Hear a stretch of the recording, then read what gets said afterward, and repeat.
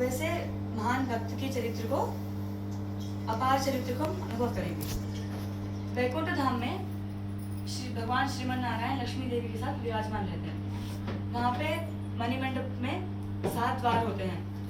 एक बार सनक सनंदनाथ ऋषि ब्रह्मा जी के पुत्र भगवान के दर्शन करने के लिए वैकुंठ पधारे थे। वे 6 द्वारों को तो बिना किसी बाधा के पार कर 7वें द्वार के पास पहुंचे थे। वहां पर जय विजय नामक 2 द्वारपाल निगरानी कर रहे थे। उन्होंने सनक सनंदनाथ ऋषि को देखा। उन्हें लगा कि छोटे बच्चे हैं। उन्होंने अपनी छड़ी से उन्हें डराते हुए कहा कि आप कौन हैं, आप यहाँ क्यों आए हैं? आप जैसे लोगों के लिए यहाँ पे स्थान नहीं है, आप यहाँ से चले जाइए। तब इन बातों को सुनकर उन्हें बहुत क्रोध आया, क्योंकि ऐसे पवित्र वैकुंठ धाम में तमोगुण से भरे हुए लोगों को स्थान नहीं है। भगवान की सेवा में ऐसे पुरुषों का होना सही नहीं है। हम जो भगवान के दर्शन करने के लिए आए हैं, आप वहाँ पर बाधा बना रहे हैं। उन्होंने जय विजय को श्राप दिया कि आप इसी वक्त भूमि पर राक्षस की तरह गिर जाएंगे। तो इस श्राप को सुनकर जय विजय डरकर उनके चरणों को पकड़कर हमें माफ कर दीजिए, हमसे गलती हो गई है, हमको श्राप विमोचन बताइए कहते हैं, प्रार्थना करते हैं। इतने में ही ये सब वार्तालाप सुनकर भगवान मणिमंडप से बाहर आते हैं। आते ही सनक सनंदनाथ ऋषि उनको साष्टांग नमस्कार करके कहते हैं कि जिनके दर्शन करने के लिए हम वैकुंठ धाम आए हैं, वे ही स्वयं पैदल चलकर हमें दर्शन दे रहे हैं। हमारा भाग्य कितना अच्छा है। तब भगवान भी मुस्कुराते हुए कहते हैं कि हमारा वैकुंठ धाम भी आज पवित्र हो गया है, आप जैसे महान ऋषियों का आगमन से। तब सनक सनंदनाथ ऋषि कहते हैं कि हमें माफ कर दीजिए, आपके सेवकों को श्राप देना हमारा अधिकार नहीं है, हमने क्रोध में ऐसा श्राप दे दिया है। तो भगवान कहते हैं कि आपको चिंता लेने की आवश्यकता नहीं है, क्योंकि आपने सही किया है। वे लोग ये श्राप लेने के योग्य हैं, क्योंकि मुझे किसी ब्राह्मण की निंदा करने वाले पसंद नहीं है।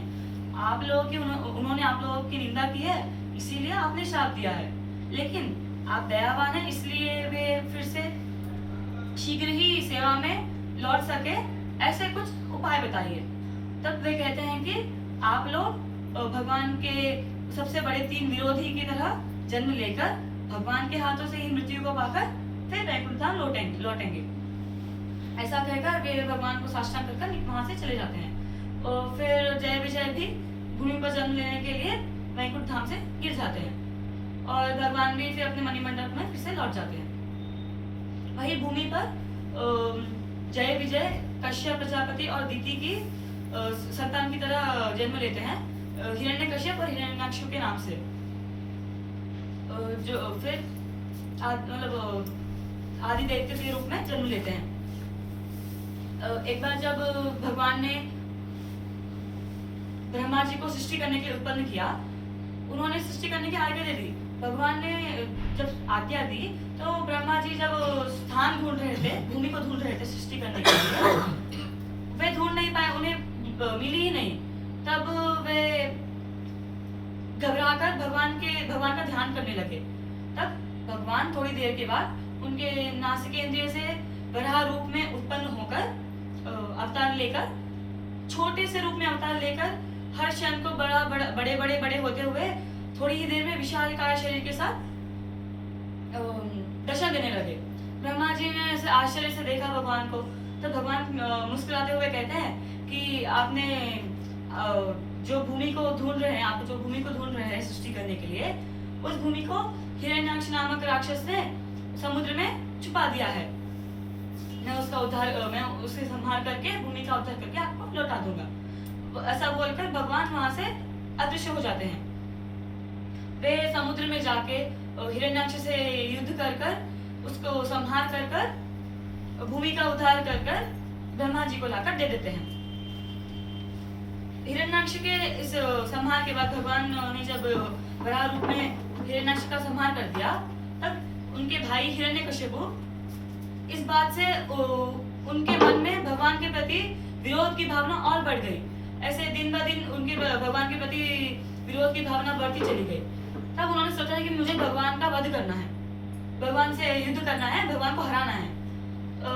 इसलिए मुझे इस कारण मुझे अमर होना पड़ेगा। वे जाकर चतुर्मुख ब्रह्मा जी की तपस्या करते हैं। ऐसी तपस्या करते हैं कि ब्रह्मा जी स्वयं उन्हें कहते हैं कि अब तक ऐसी तपस्या हमारे लिए किसी ने नहीं की है, आप जो वर मांगना चाहते हैं वर मांगिए। तब हिरण्यकश्यप कहता है कि मुझे अमर होना है। तो ब्रह्मा जी कहता है ऐसा नहीं है, जो जन्म लेता है उसकी मृत्यु निश्चित है, तो कुछ और वर मांग सकते हो। तब वो कहता है कि आपके जो हाथ से सृष्टि हुई जैसे देवता, यक्ष, किन्नर, गंधर्व जैसे देव जाति या मानव के हाथ से, उनके आयुधों से, अस्त्र से, शस्त्र से, जानवरों से, पशु पक्षियों से, कीड़े मकोड़ों से, या सुबह या रात को बाहर अंदर मेरी मृत्यु ना हो, और इसके साथ साथ आप ही की तरह हमारे प्रतिपक्ष में कोई ना हो, हमारे विरुद्ध पक्ष में कोई ना हो, और हमें जो तपस्या करने वालों को भी न मिलने वाली, कभी नाश नहीं होने वाली ऐश्वर्य हमें प्रदान कीजिए। तो उसे सुनकर ब्रह्मा जी तथास्तु कहकर वर देकर चले जाते हैं। इस बात का घमंड से हिरण्यकश्यप सारे लोगों पर आक्रमण करके, सबको स्वाधीन करके, इंद्र आदि देवताओं को, मानवों को, सबको परेशान करके बंदी बनाकर उन पे शासन करते हैं। इससे परेशान होकर देवता और भगवान की शरण में जाते हैं। प्रभु हमें आप बचाइए, क्योंकि ये हमें जीने नहीं दे रहे हैं। तब भगवान की अशीर वाणी सुनाई देती है कि आप डरिए मत, मैं आपको बचाऊंगा। हिरण्यकश्यप का वध होने वाला है, आप जब तक प्रतीक्षा करें। भगवान कहते हैं कि यदा देवेषु वेदेषु विप्रेषु गोषु साधुषु धर्मे मैच्य विद्वेषः सदा आसु विनश्यति। यानी जब कोई व्यक्ति वेदों को, धर्म को, मुझको, गायों को, ब्राह्मणों को, वैष्णवों को या वेदों को द्वेष करता है, उसका नाश शीघ्र ही हो जाता है। हिरण्यकश्यप का वध का कारण भी उन्हीं के कर्म बनेंगे, क्योंकि वे भागवत लोगों पर अत्याचार कर रहे हैं। तो ऐसे तो मुझे बहुत सहनशीलता है, लेकिन जब कोई भी व्यक्ति मेरे भक्त को कष्ट पहुंचाता है तो मैं वह सहन नहीं कर सकता हूँ। तो आप प्रतीक्षा करें, डरिए मत, उसका नाश भी तुरंत होगा। हिरण्यकश्यप के 4 पुत्र थे, उनमें से प्रहलाद जी सबसे श्रेष्ठ थे, क्योंकि वे भगवान के भक्त थे। उनके गुणों का वर्णन है कि ब्रह्मण्य शील संपन्न, सत्यसंधो जितेंद्रिय, आत्मवत् सर्वभूतानां एकप्रिय सुहृतम। यानी ब्रह्मण्य जो सत्वगुण संपन्न है, शील संपन्न जिसका चरित्र अच्छा है, सच्चरित्र, सत्यसंधो यानी जिसकी वाणी में केवल सत्य ही हो, जितेंद्रिय यानी जो अपने इंद्रियों को निग्रह करता है, आत्मवत् सर्वभूतानां एकप्रिय यानी अंतर्यामी भगवान का दर्शन सभी जीवों में करने वाले, सुहृतम यानी जिनका हृदय अच्छा हो, पवित्र हो, उनमें भी श्रेष्ठतम। ऐसे प्रहलाद जी थे। वैसे ही दासवत् सन्नतार्याङ्घ्रिः, पितृवत् दीनवत्सलः, भ्रातृवत् सदृशे स्निग्धो, गुरुष्वीश्वर भावना, विद्यार्थ रूप जन्माढ्यो, मानस्तंभ विवर्जितः। प्रहलाद जी जैसे जब बड़ों के पास जाते थे तो उनके सामने दास की तरह सेवा करते थे, दीनजनों पर एक पिता की तरह वात्सल्य दिखाते थे, और अपने से समान जो उम्र वाले लोग हैं उनके साथ भ्रातृ संबंध, भाई की तरह रहते थे, और गुरुओं में भगवान को रूप देकर उन्हें पूजते थे। उनको विद्या, धन, सौंदर्य, कुल होने के बावजूद भी उनमें इतना सा भी अहंकार नहीं था। न्यस्त क्रीडनको बालो जड़वत् तन्मयस्तया कृष्ण ग्रह गृहीतात्मा न वेद जगदीदृशम्। यानी प्रहलाद जी बाल्यावस्था में ही ये सब खेल कूद में से अपना मन हटाकर केवल भगवान की ही भक्ति करते थे, भगवान में ही लीन होते थे। इस कारण वे जड़ावस्था में केवल भगवान में जो मन संलग्न था, उसके कारण वे जो भी देखते थे, जो भी करते थे, उन्हें लगता कि भगवान ही है। जहां देखो संसार में सब कुछ भगवान ही है। आशीनः पर्यटन अश्नन् शयानः पिबन् ब्रुवन् नानो संधर्त एतानि गोविंद परिरंगित।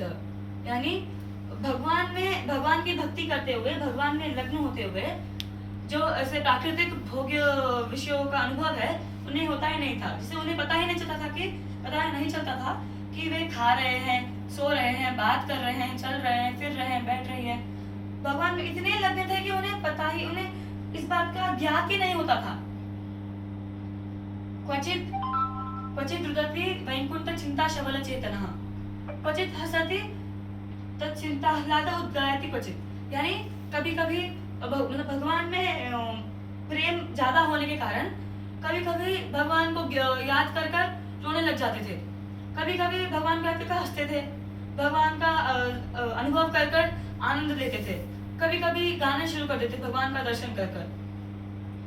नतति क्वचित उत्कंठो विलज्जो नृत्यति क्वचित तद्भावनायुक्त तन्मयो चकारः।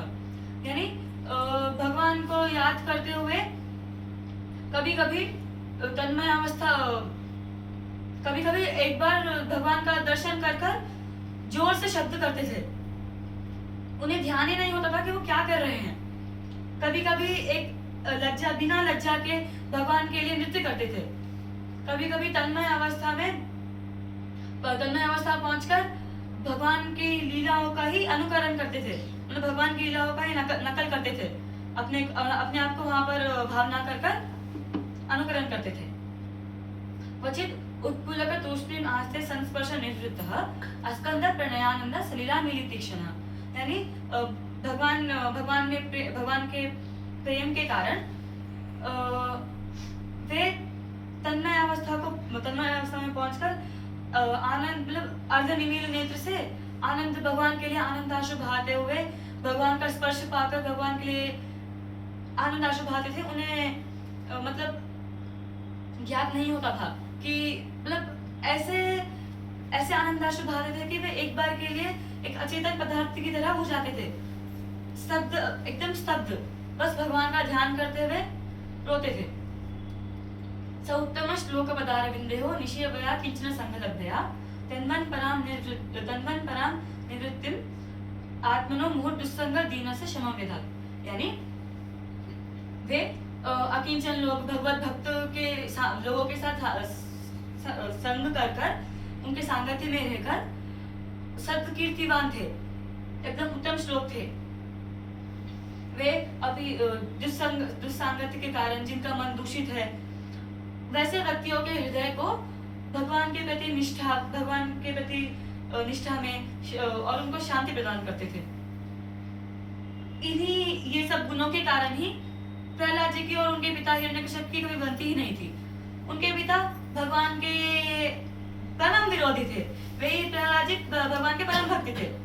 उनके घर में बस प्रतिदिन यही युद्ध रहता था कि प्रहलाद जी भगवान की पूजा करते थे, वही उनके पिता उसका विरोध करते थे। यानी ऐसे महात्मा, ऐसे महाभागवतोत्तम, महाभाग्यशाली प्रहलाद जी, महान पुरुष प्रहलाद जी थे, भगवान के भक्त। उनके प्रति भी हिरण्यकश्यप को एक विरोधी भाव था, उनको भी विरोधी कर्म करते थे। यानी इतने महान होने के बावजूद भी हिरण्यकश्यप और प्रहलाद जी की बनती नहीं थी। प्रहलाद जी को अनेक प्रकार से वे हानि पहुंचाने की कोशिश करते थे, मतलब कोशिश करते थे कि ये कब छोड़ देगा, भगवान का स्मरण करना कब छोड़ देगा, भगवान के प्रति इसकी निष्ठा कब कम होगी, प्रयत्न पूरा करते थे। लेकिन प्रहलाद जी का भगवान के प्रति जो प्रेम था वो बिल्कुल शाश्वत था, एकदम स्थिर। ऐसे नहीं कि कभी प्रेम ज्यादा कभी कम, भगवान के प्रति एकदम समान भाव से प्रेम था।